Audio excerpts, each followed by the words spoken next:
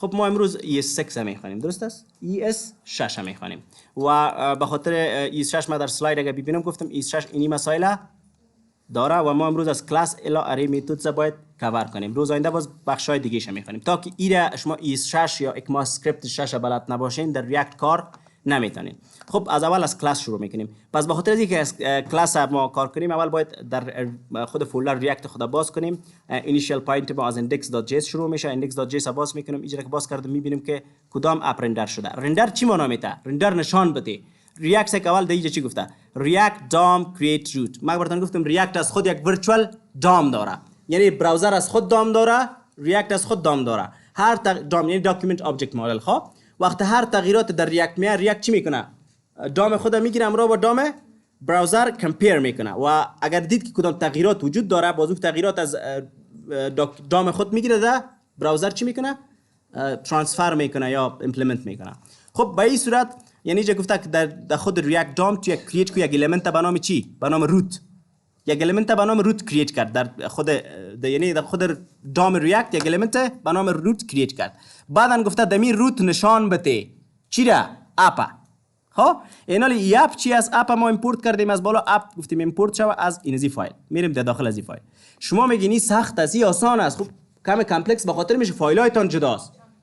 اینال فایل تان که جداست خوبیشی داره که کد ریوزیبیلیتی داره. خب دوباره که یک سکشن جور میکنی فرض هدینگ سینی رو یک فایل ذخیره میکنی یک پروژه دیگه باز نیازت میشه باز رو میتونی ایمپورت کنیش نیاز نیست پس از سر تور کد کنی حضور گرفتین. اما در HTML تو کل کد در یک صفحه میکنی کد کامپلکس میشه گم میشه و وای چی گډوډی میشه نه. به این خاطر این خوبتر است. شما شاید ناو کاتش باشین بگین که کم سخت است اما خب به مرور زمان مشکلات حل میشه. خب ما در اپ جیس رفتم. در اپ جیس فعلا گفتیم nothing here. ما اینال در اپ جیس هر چیزی که بسازم در اینجا ما پرتم در اسکرین چی میشه؟ دیسپلی میشه. پس من نمیخوام دیگه چیز پرتم. ما اول میرم یک کامپوننت میسازم. کامپوننت جدا. یک فولدر جور کردیم به نام ES6 صحیح. پس اول از چی شروع میکنیم؟ یک فایل میسازیم داخل از فولدر به نام چی؟ به نام ES6 نشون میکنیم .js. همیشه یک فایل جور میکنین باز اکستنشنش باید چی باشه؟ .js باشه. خب ساده یک فایل ساده است نیم. میخوام یک کامپوننت جور کنم. کامپوننت شارتکتش چی است؟ rf در اینجا کلیک میکنی شمی rfc سیزنی تاب میزنی. خب rf کنترل سپیس از rfc سیزنی c وقتی که سیر زد تاب پرس میکنی اتومات چی شد؟ یک کامپوننت بر ما جور شد. نشد به نام چی؟ به نام ES6 سیزنی. اینال این کامپوننت ما داخل از هر چیزی که پرتم سیزنی او را اگه بخوایم دیسپلی شو باید در کجا پرتمش باز ایره ایمپورت کنم باید در اپ جیس. مثلا نشون میکنم this is نشون یک h1 میگیرم نشون میکنم this is a new component صحیح component صحیح. اینا ایره اگه بخوایم دیسپلی شو باز باید این فایل ما در کجا یوز کنم؟ در داخل اپ. اینا ما گفتیم که export default ES6 یعنی هر وقت که کدام درخواست آمد که از این فایل چیز ایمپورت شود تو چی رو برش روان کو ES6. ما اینا در اپ جیس میرم در چی میگم ایمپورت میگم ایمپورت صحیح ایمپورت ES6 from صحیح از کدام فایل؟ از فایل میگم دمی فولدر یک سلش یک فولدر دیگه است به نام ES6 باز دو یک چی است یک فایل است به نام ES6.js. همین ES6 خالی همش کنید کنترل اس میگم. اینال اینی کامپوننت میگیرم کنترل سی میکنم میارم در اینجا پیستش میکنم صحیح. بندازم میگم ES6 وقتی کامپوننتش نمیکنید ساوز میشه کامپوننت. خب باز در اینتر یک سلش هم داخل پشتش میدونی تگ نیست. خب کامپوننت باید اینم قسم یوز کنید ES6 با داخل یک سلش مثل سلف کلوزینگ تگ واره کنترل اس میگین. حالا ما سفر چی میکنم؟ ریفرش میکنم چی باید دیسپلی شود؟ This is a new component. موضوع رو گرفتین؟ خب اینال میریم سر درس. ما اینال یک کامپوننت ساختم کل کارا کل درس میریم کامپوننت ما براتون خلاصه میکنم. خب اول چیز کلاس است. ما یک کلاس میخوایم کرییت کنم پس نشون میکنم کیورد کلاس نشون میکنم. خب مثل فانکشن ورس فقط از کیورد چی استفاده میکنیم؟ کلاس پرسن باید چی نشون کنم؟ کلان پرسن صحیح. اینال وقتی نشون کردین این دیگه فانکشن ور باز قوس نمیخوره اتومات کرلی براکت باز میکنین. درست است؟ کرلی براکت که باز کردین اینا فکر کنین که چی داره؟ خود کلاس از خود اتریبیوت داره. اتریبیوتش داخل کانستراکتور شما دیفاین میکنین. نشون میکنین کانستراکتور اتومات کانستراکتور خودش جمعه انتر میگی. وقتی کانستراکتور که ساختی اینا خب یک انسان کدام اتریبیوت رو داره میگیم نیم داره صحیح ایج داره صحیح میگیم جندر داره فرض مثال خلاص همین سه اتریبیوتش میگیریم جندر صحیح. باز این فانکشن از دیگه کانستراکتور، پس قوس باز بسته اینتر چیز جور میکنیم. حالا کنترل اس میگی. این حالا ما فکر کنید یک کلاس چی میگن یک ابجکت پرسن ساختم و اینی ولیو را برش روان کردم. این حالا این ولیو را باید تو دکت چی بایند کنی، یعنی بچسبانی، وصلش کنی با کلاس، یعنی با کلاس باید این ولیو را باست بدی. تو میتی میگی this dot name صحیح، نامش مساوی به چی شود؟ نیم. اینی نیمی که دیجا روان شده. قوس باز سیمیکالن. امیر یک دو دفعه سه دفعه پیست میکنیم. فقط چی میگیم؟ this dot age صحیح؟ ایجش چی شود؟ این مساوی به اینی چیز شود. و جندرش هم صحیح نی؟ میگم مساوی به جندر شود. اینا شد ما اتریبیوت های خود ساختیم. یعنی کلاس اینی اتریبیوت ها را داره، نیم، ایج، جندر. و او را از طریق چی گرفتیم؟ از طریق کانستراکتور روان کردیم برش. خب اینا کلاس بیهیویرز هم داره نی؟ داره نداره؟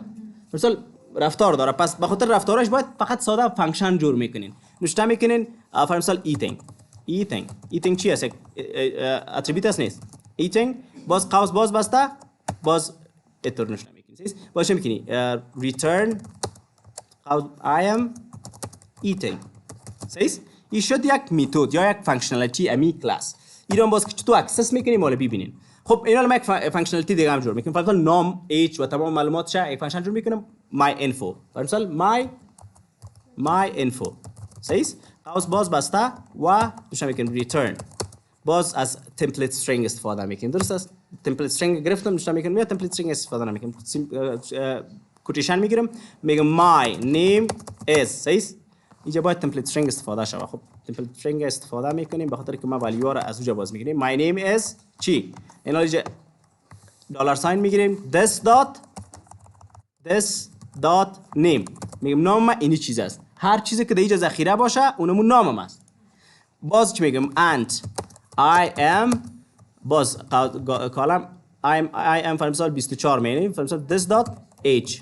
سیستم ایج کلان بود البته. age years old and I am this dot gender. صحیح شد؟ اینی بیسیک اینفو ازی شد. صحیح شد؟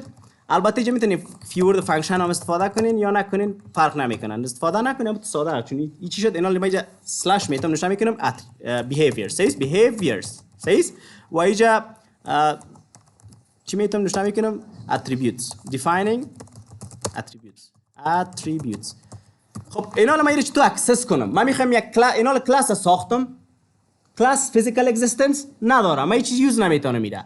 میخوام یک ابجکت از ریکرییت کنم. پس ابجکت کریت میگه چی رقم میکنه؟ خب ما اصلا کلاس ایجا شروع کردم، پس کرلی براکت ایجا بسته شده. درست است؟ پایین میخوام یک ابجکت سایکلاس این طرف.